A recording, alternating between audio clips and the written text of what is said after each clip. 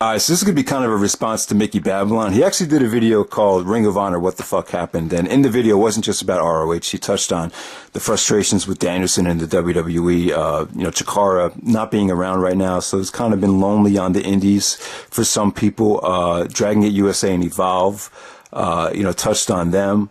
ROH and, ROH right now, they're really not that much better than when they had Jim Cornette booking. So, it pretty much touched on everything, but I really want to focus on the PWG part of it and respond to that. And just in general, respond to a lot of the mixed feelings about PWG and what changes you will make to that company. As far as my ROH and WWE thoughts, I'm just going to wait till the end of the year with that. There's a lot of wait and see going on right now with the WWE. It's very frustrating, in my opinion, but we'll just wait and see. And I would blame a lot of that on Hell in a Cell, the actual pay-per-view. ROH, same thing. I'll wait till the end of the year. I just haven't seen enough stuff since Mayhem 5. But with PWG right now, it's you have to be blind. And I know there's bigger things than just YouTube. Maybe I'm just not going to the right sites, but it seems to me like PWG has had the most buzz on the indies for the past 5 years, as far as show quality, as far as match quality, as far as giving us matches that we're going to get excited about. With Dragon Gate USA and Evolve, and this really runs pretty deep if you think about it. Like the Dragon Gate USA and Evolve product, to me, they really have fallen off. They really haven't had any buzz, any people talking about them on YouTube other than WrestleMania weekend. That's the only time when you get people that you get excited about anything that they book. But for the most part, maybe I'm just not hitting the right sites, but it just seems to me like the Dragon Gate USA and Evolve business model has been an absolute failure. If someone wants to argue that and prove otherwise, then just go ahead. But I feel like the promotion that's really cashed in on, the firing of Gabe Sapolsky, the guy that runs Dragon Gate USA and Evolve, when he got fired from Ring of Honor, he kind of had like this vendetta that's pretty well documented about ROH. He wanted to put them out of business and put contracts on all those guys so they don't work ROH. Well, the company that's really benefited from that has been PWG. It's no secret. They've really cashed in on that. But for as much people that do love PWG, there's a lot of people that just don't want to accept them being the most praised independent wrestling product on the United States. They just don't. And I kind of agree. I think you want Ring of Honor to be the best because it's just Ring of Honor. They're well known. They just have things that they could do and things that they, like running shows all over the place. The ROH just does things. They just offer so much more than wrestling, the same way the WWE does. Compared to, PWG. PWG is just kind of, just like MickeyBabylon said, just kind of like the local indie out there in LA that really haven't broadened their horizons as far as trying to expand the product. But like I've said before, that's the great thing about PWG. They're not trying to reinvent the wheel. You have a bunch of, ex-wrestlers getting together, putting together this promotion to just, go out there, have fun, just put on kick-ass shows, not really worried about becoming, competing with the WWE or trying to, really get their name out there to the mainstream audience. They're just trying to, pretty much satisfy the independent wrestling hardcore fans. And, that's what they've done. But there's some people out there that just want a lot of changes or would like to see them try to, or, just don't want to accept them being the top company. But if anyone wants to change anything about PWG, let me know what you would change about them. Personally, for me, I don't want them to change anything. I'm happy with what they are. Just keep on putting on great shows. They do have some problems, though. I would have agreed. Not every single match is for everybody. If you love New Japan Pro Wrestling, there's probably a good chance you probably have some gripes with PWG. I don't really think you could compare New Japan to PWG right now. But as far as location goes, they're just out there in Reseda, California on the West Coast. Maybe it'd be a breath of fresh air for them to, go and try out different venues. But to me, in my opinion, I just think it's too much of a risk. Excuse me. I just think it's just way too risky to try to go somewhere else because, they've gone other places in California and the reactions haven't been that great. I just think they found their location where the fans are hot. There's such a connection. They just have like that, kind of like the TNA used to have at the Impact Zone back in 2005. It just feels like a nice family atmosphere. So I definitely wouldn't change the location. As far as entrances go, they don't show the entrances on DVD because of, I guess, copyright issues with the music. But, I don't know. There's something about when a wrestler comes out, the entrance theme is just a huge part of wrestling, and you don't get any entrances in PWG. And as far as the championships go, and it goes back to the entrances. You don't actually see Adam Cole come out with the PWG title. I think that's very, very important to have the wrestler actually come out with the championship. It adds credibility, it adds importance to the title, and you don't get to see that. Sometimes the match starts or the bell sounds as soon as the last match is over. You hear the bell as soon as the track starts. I think you need some time to let it sink in with some of these matches. But obviously they can't do that because of money, because of restrictions, copyright. I don't know. If they're going to sell the DVDs through High Spots and just sell them from the site, I don't see why you can't have music. But I don't know. Maybe someone could let me know about that. As far as the talent goes and the in-ring style, I saw Mr. Narrator, and his comment. He used to be like the PWG guy. Now he's saying that there's too much back and forth. Really can't get into the product. It would like to see some squash matches once in a while. Things have changed, I know, but, I could see his point. But the mindset in PWG is that every single card has to be stacked from top to bottom with amazing matches. So if they break away from that and go to the squash matches, some people are going to bitch about it. So maybe they're hesitant about that. But I would agree, though, maybe from time to time, not every single match needs to go 20 minutes with a bunch of near falls. Maybe they overdo it with the near falls too much times. And I can see what you're saying. If you watch the Adam Cole, Sami Callihan Iron Man match, I thought there was way too much of that. I really couldn't get into some of the match. I thought there was way too much Canadian Destroyers, just way too much of, kicking out of this and doing a finisher here, doing a finisher there. Maybe a little bit too much of that. And I could see why some of the people that really love New Japan probably just don't really give a shit about PWG. And True Slayer is another guy. Let me not forget, True Slayer has had his gripes with, I think his main gripe was with the commentary. Now, I actually like the commentary. I've really grown to love Excalibur. I just think he's funny. I think he does a pretty good job. But I think the problem with the commentary is there's too much. I think with Brian, he talked about this, that there is too much toilet humor. Like when Kevin Steen gets on there. Maybe some people don't like it when wrestlers come on commentary. Maybe it's a little bit too laid back. Maybe the commentary should be a little bit more structured and more serious. I could agree with that, but I kind of dig the commentary format. A wrestler will keep on rotating, and you just get a lot of different personalities on there, and they don't take it too seriously, so I'm cool with that. Now, internet pay-per-view, I actually said, because it's so hard to avoid spoilers. When Adam Cole won it, and now when O'Reilly wins it, you're just going to get spoiled.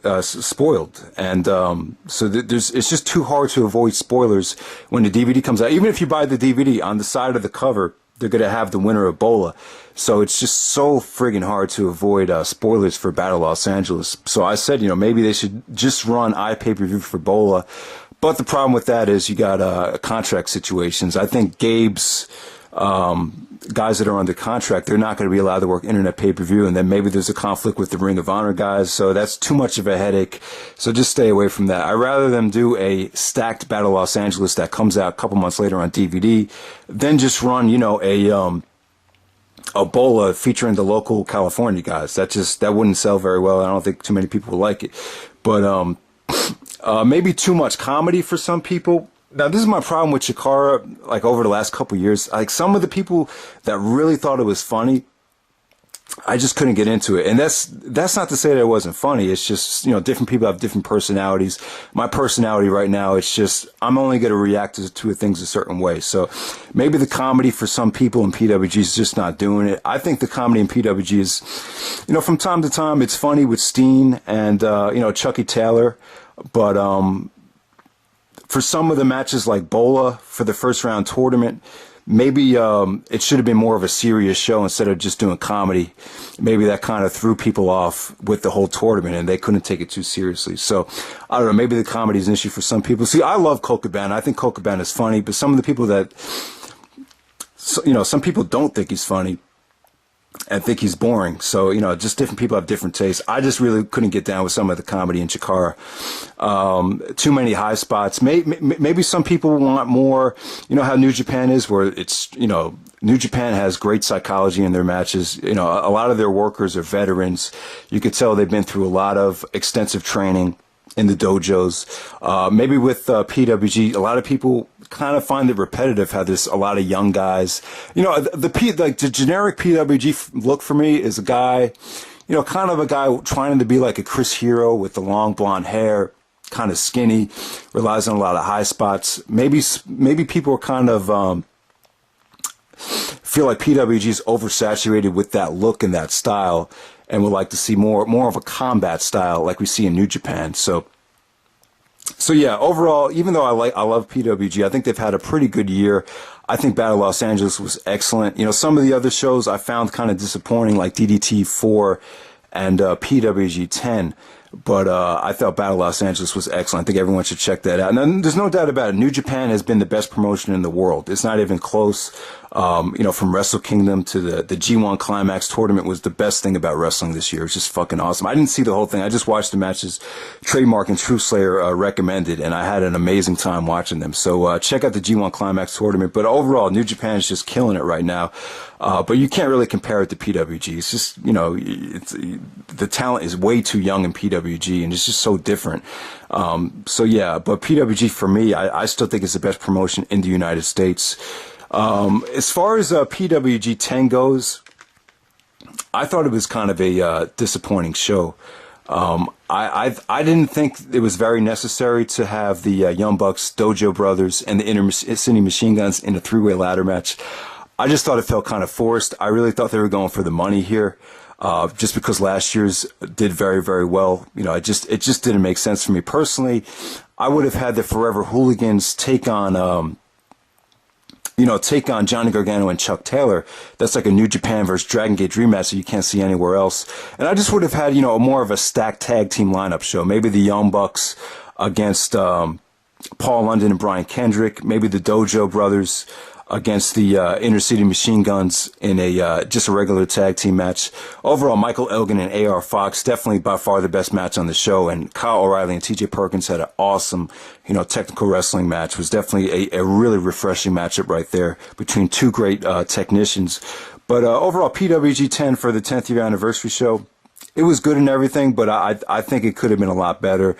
Let's see if PWG, congratulations to them, 10 years already. That's pretty awesome. But as far as this year goes, I thought DDT 4 from 2013, I thought that felt very rushed. And I understand it. A lot of it had to do with the El Generico departure. They wanted to get the show out before El Generico left. All-Star Weekend were two great shows. I have no complaints about that. I probably thought Drake Younger was the MVP on both nights. But from what I remember, both nights were very stacked, so I definitely recommend those. Is Your Body Ready? Yeah, I really didn't care for the Adam Cole, Sami Callihan Iron Man match. Maybe too much back and forth with the, just trading of moves. But it kind of, if you think about it, it kind of worked within the context of the match because you're trying to get as many falls as possible. But yeah, I thought it was great for Cole, though. Cole really hadn't had a chance before this match to really show the full arsenal and show the full personality. This time he had a whole hour to do it. And I still thought it was a great match. I can understand some people's gripes about it. By far, Young Bucks, A.R. Fox, Samuel Del Sol, that tag match was fucking awesome. Possibly the PWG match of the year after seeing that. So Is Your Body Ready, man? That was a really fun undercard with a pretty excellent Iron Man match. Kyle O'Reilly, Davey Richards. I thought that was a little bit better than people gave it credit for. And Dojo Brothers, Chuck Taylor, Johnny Gargano. That's another dream tag team match right there. Just that was an amazing, pretty awesome show. Definitely better than PWG 10. Is Your Body Ready? And like I said, guys, Battle Los Angeles night 1 wasn't too, groovy, I would say, but I think night 2 is definitely the better show. Definitely the best Battle of Los Angeles show from top to bottom.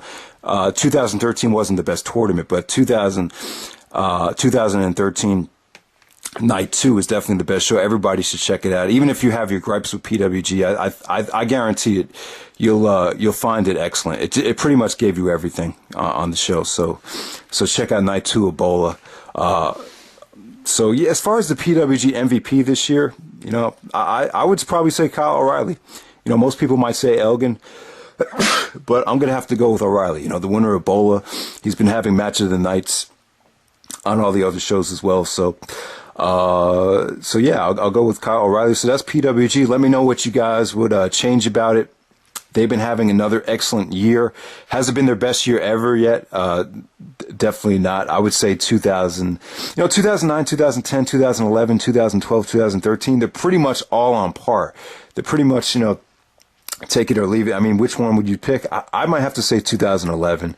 That might have been their best year, but they're pretty much all, you know, equally just as good. Maybe even 2009, because that was the first year where they really started going above and beyond the expectations. But yeah, guys, that's pretty much it. Just wanted to stick to PWG for this video, so let me know what you guys would change about it. All right, take it easy. Thanks.